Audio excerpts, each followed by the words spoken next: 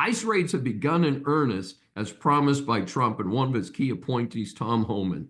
His new boss is Kristi Noem, who's been approved as the head of DHS. Most know that she served in Congress and was the governor of South Dakota most recently. She got to work fast as she even appeared the very next day at an ICE raid in New York City.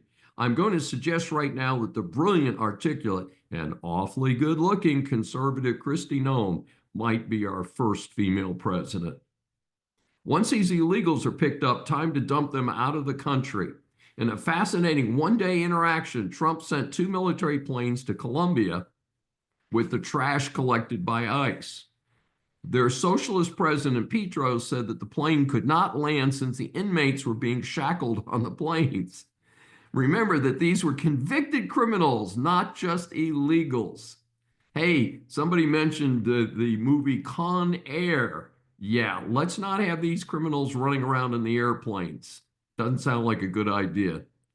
Remember, these were convicted criminals, not just illegals. So Trump said he would slap a travel ban on key officers of Colombia, along with 25% tariff on everything from Colombia immediately, and make it 50% shortly thereafter. By the way, a couple key imports from Colombia are flowers and coffee.